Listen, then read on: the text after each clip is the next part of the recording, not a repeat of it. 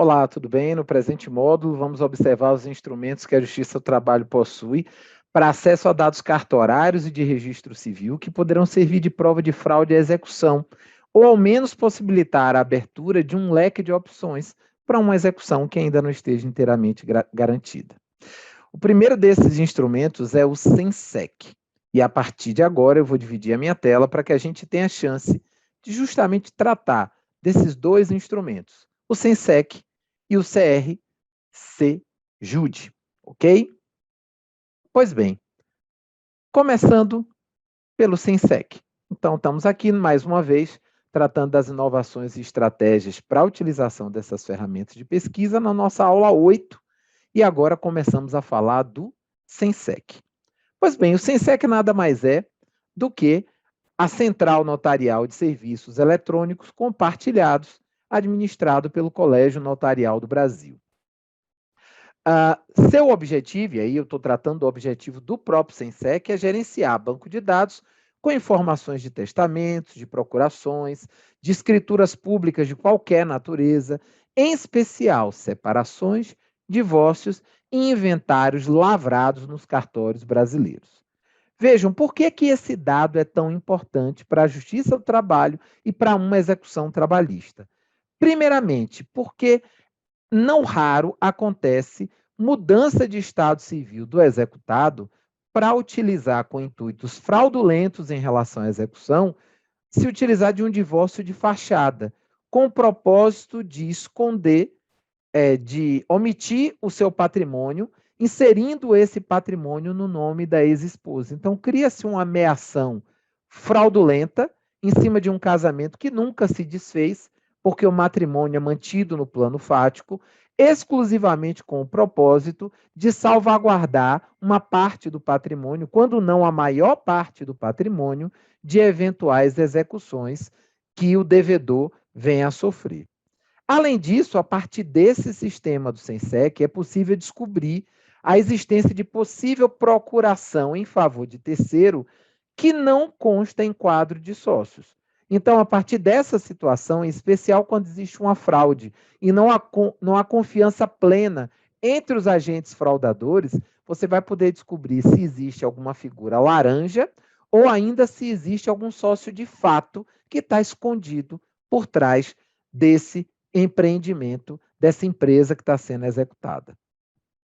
O SENSEC, ele é um portal que é dividido em 4 áreas de pesquisa e 3 dessas áreas são especialmente importantes para fins de pesquisa patrimonial.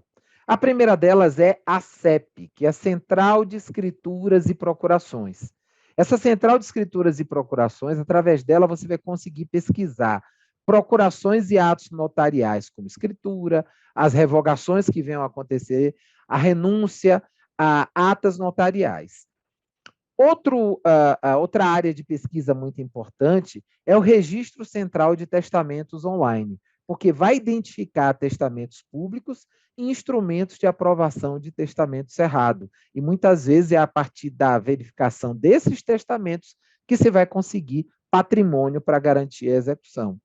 E ainda, a terceira área importante é a Central de Escrituras, de separações, divórcios e inventários, utilizado para pesquisar justamente esses documentos, os inventários, os divórcios e as separações, onde se vai poder fazer uma verificação do que aconteceu exclusivamente no plano jurídico e não se materializou no plano fático, e inclusive casar informações, porque muitas vezes o divórcio acontece, mas o bem continua, a pessoa que se divorciou passa um instrumento de mandato público para que aquele que é o proprietário de fato daquele bem possa continuar monitorando, possa continuar gerindo na prática aqueles bens. E aí você consegue ver que o ato é tão somente uma fraude à execução.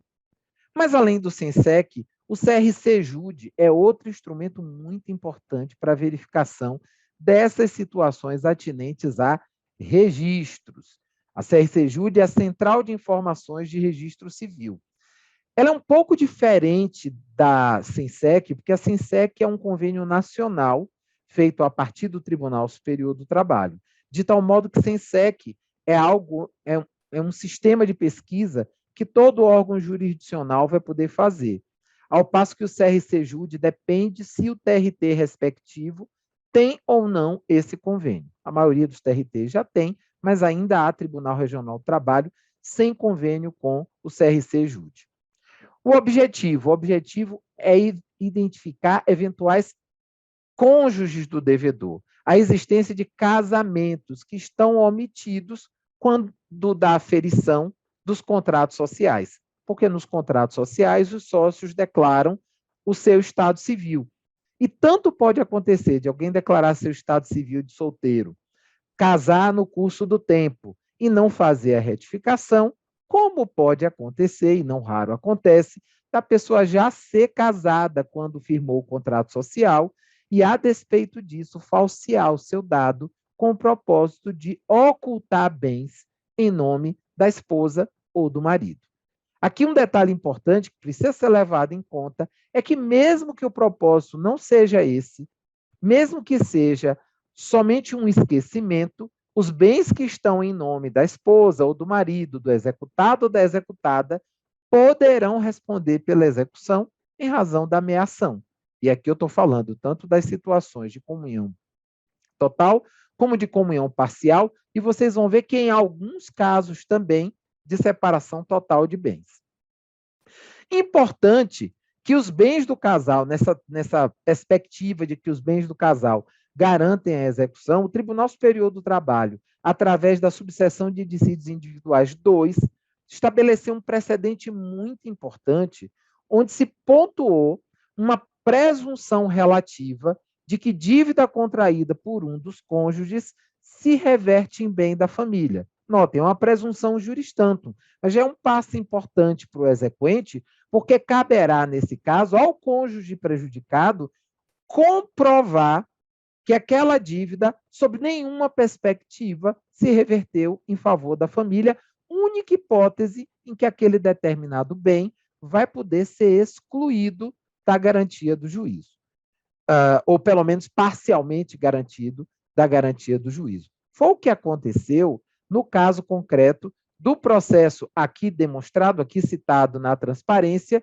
cuja relatora foi a ministra Delaide Arantes, e nesse processo, independentemente do resultado prático ter sido que esse bem não pôde garantir integralmente a dívida de um dos cônjuges, mas o fato importante é que ela estabeleceu a regra, e a regra foi que, até prova em contrário, ou seja, uma presunção relativa de que dívida contraída por um dos cônjuges tem por propósito beneficiar a família, salvo prova em contrário. É bom que se diga, eu já havia mencionado antes, que até o bem que exista, que seja de propriedade de um dos cônjuges, em regime de separação de bens, é possível que ele venha a responder pela dívida. Por quê? Porque o Supremo Tribunal Federal já pontuou que, mesmo em regime de separação de bens, é possível considerar-se ameação de algum bem se comprovar que ele foi obtido através de esforço comum. Então, bem pode estar na titularidade de um dos cônjuges, mas se comprovar que aquele bem foi obtido através de esforço comum, súmula 377, mesmo no regime de separação de bens, comunicam-se, e essa súmula ela quer melhor dizer, podem se comunicar os bens adquiridos na constância do casamento. Então, se ficar caracterizado o esforço comum, esses bens também responderão, quando nada, em parte.